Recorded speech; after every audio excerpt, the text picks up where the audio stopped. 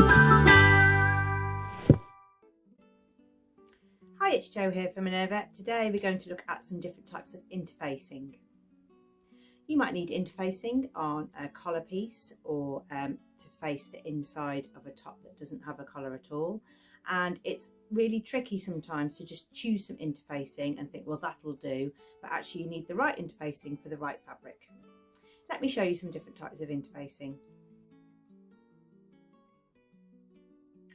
Interfacing tends to come in black or white, so you'll need to choose something that won't show through on your fabric. I've got a black interfacing in this little grandad collar here, and I've used an iron-on interfacing. That's this one. This is lightweight, so you can get light or medium or firm, but you need to be choosing a interfacing that's the same weight as your fabric. When you're making a collar, you're not stiffening that collar, you're just holding the shape of the fabric. So you don't need to make that any stiffer, you just want that piece of fabric, when it's got things hanging from it, to behave the same as if it was on its own. So this is an iron-on interfacing, this one's a lightweight one, and you will match your interfacing to your fabric. This interfacing is suitable for cottons, challis, poplin, chambray, all of those sort of fabrics that are quite lightweight up to medium weight, and you'll be putting this on the back with an iron-on. This one's a synthetic one. You can also get a cotton one.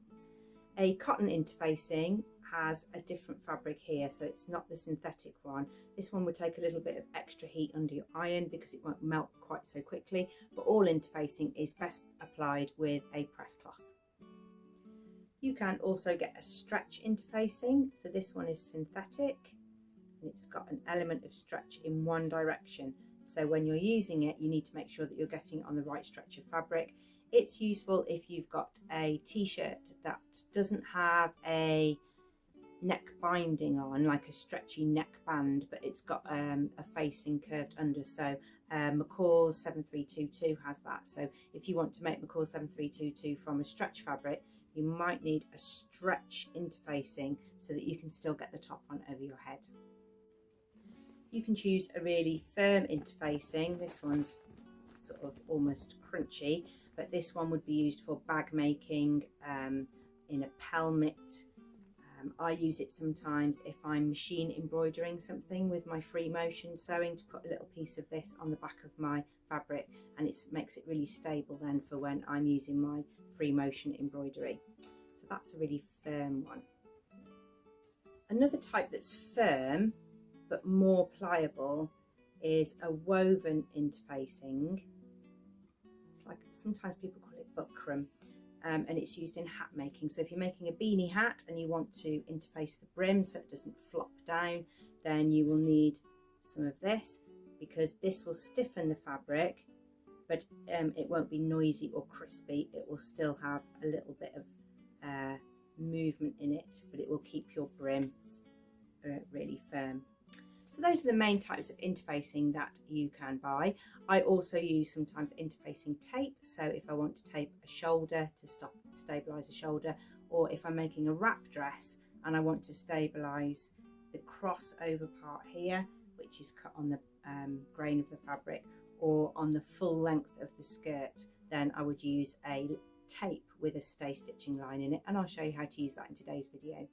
You can also get a sewing interfacing, which seems a little bit old-fashioned, but there are particular things that might need sewing interfacing. So if you're making lapels and you're going to interface both pieces of fabric, then you don't want any sort of bobbly, gluey bubbles showing from the right side. So you would do some pad stitching tacks that hold sew-on interfacing in place.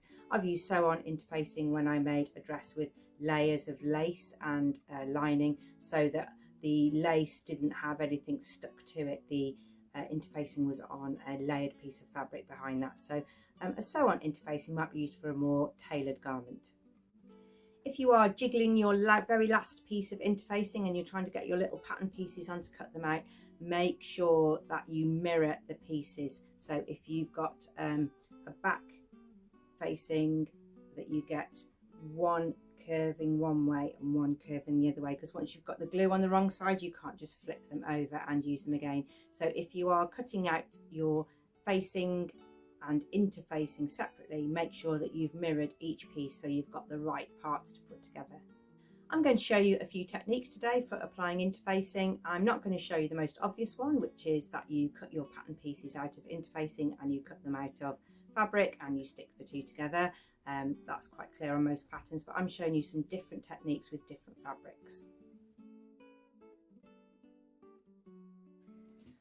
If you're working with a viscose, which can be pretty shifty, it's got a lot of movement, it's really tricky to cut out your facings and then your facings out of interfacing, and for both of those pieces to be exactly the same size.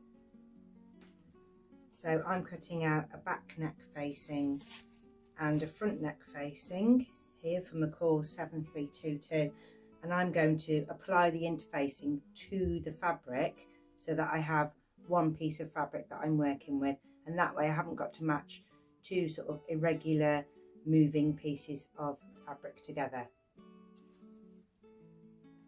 First of all, I'm going to work out how much fabric I need to interface because I don't want to waste it. So I've got my grain line right there. I'm just going to place on my pattern pieces to see how much fabric I need.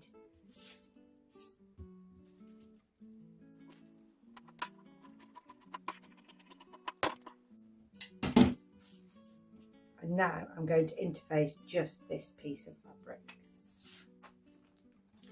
This is a soft weight interfacing that matches the weight of the fabric. And I'm going to find the gluey side, which is that side, and cut out a piece of interfacing. And it doesn't matter if it's rough now, because we haven't got to worry about matching those two complex shapes because we're going to cut it as one piece. Next I'm going to take it over to the ironing board and press it. I'm going to use a press cloth because it's a fine fabric and I can see I've got some of my gluey sides exposed.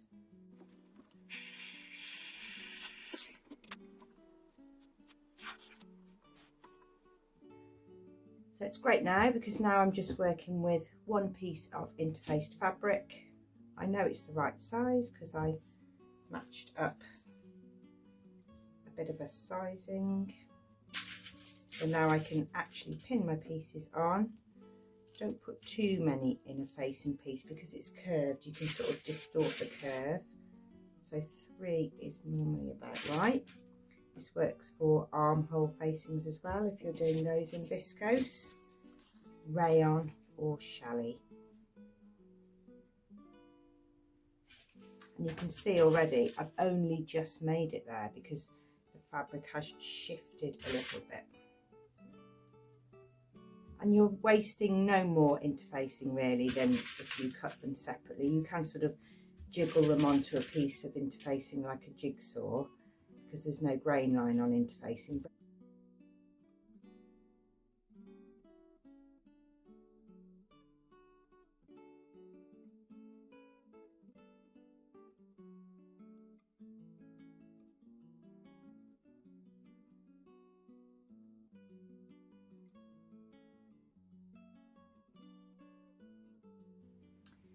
You can use the same all-in-one technique with a stretch fabric. So this is a Minerva exclusive viscose jersey and it's very, very slinky. So if you cut this out of your facings out of this on its own, it wouldn't really do very much.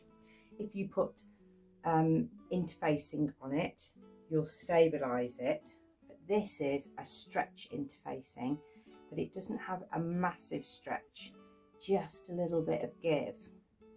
So you're getting the benefit of some stabilization and you'll make the fabric a little bit firmer, but you won't make it completely immobile for around a neckline. So I'm going to use the all-in-one method again. So cut a rough piece,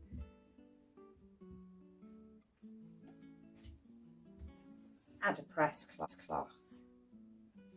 And you really do need to press this. If you drag your iron on here, you will stretch the fabric. So you absolutely need to be just pressing and you don't need any steam.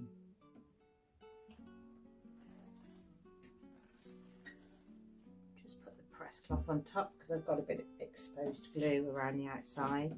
So now I've got, to compare it to this one. So this is our viscose jersey.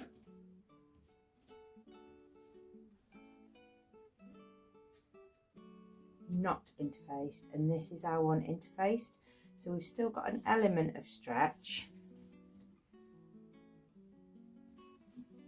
with this stretchy interfacing, but we haven't made it so it's immobile. And also, when you've got a stretchy fabric against a stable interfacing, if it does get stretched, it just makes the interfacing pop off the back. So that way the interfacing will stay put as well. And now I can place the neck pieces on the fold.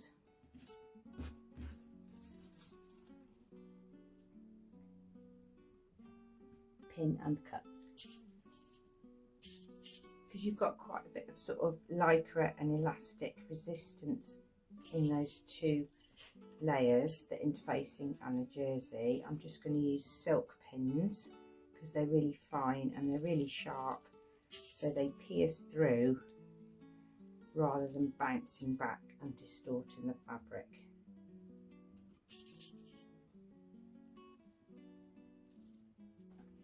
And then you're ready to cut.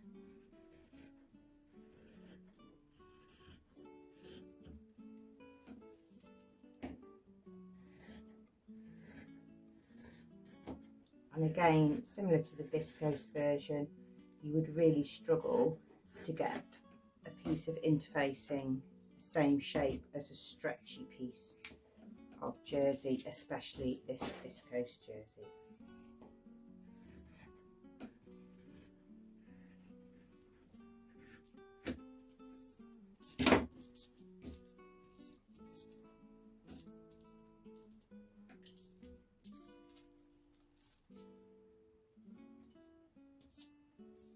There we are, and it's really stable now, it's not all floppy.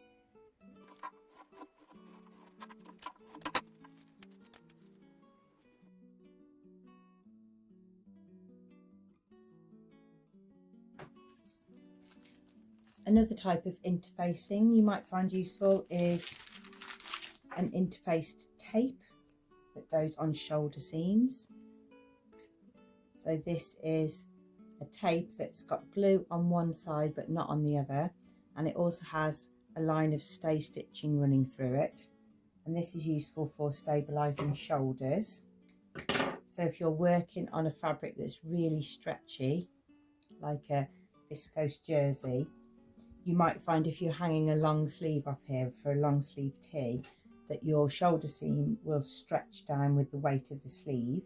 Press on a piece of this tape in the seam allowance with the stay stitching near the raw edge, and it takes a bit of a press to get that on.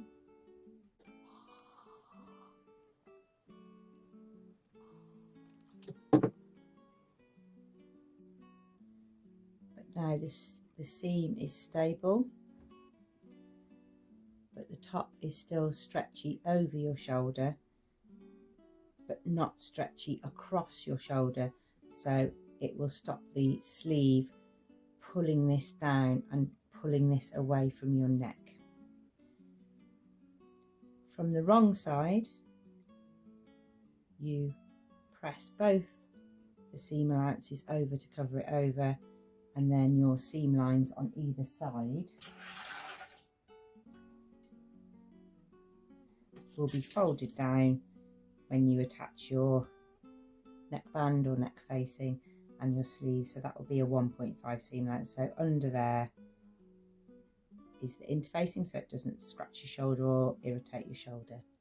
So that is useful for interfacing the shoulder. It's particularly good if you've got a balloon sleeve or a gathered sleeve.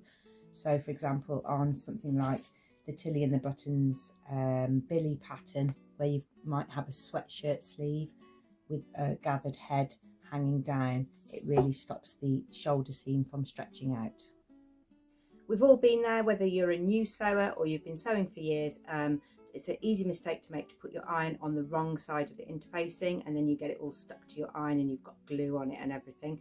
The best thing to do is to turn your iron off straight away, let it cool down a little bit, and then put on some iron cleaner. So this is like a sort of soapy, waxy stick, a bit like a sort of lip salve stick, and you put it on your iron while it's hot, and you need to put that on a tea cloth because the soapy stuff runs down. And then you need to get a really tough piece of fabric, like a piece of denim, and you can rub it off while it's still warm. Don't use anything abrasive on your iron sole plate, but the iron cleaner mixed with some denim fabric will normally get the gluey stuff off your iron plate. It's happened to us all. Thank you very much for watching. I hope that's helped you, and I hope that you've seen there's lots of different types of interfacing available, and you need to choose the right one for the right project. Interfacing might also solve a problem on a garment that the pattern doesn't suggest interfacing, but you've seen today, that might solve the problem that I've been having on a garment previously. It also might be the cause of a problem, so make sure you pick the right interfacing for the right fabric. Thank you very much for watching. See you again soon.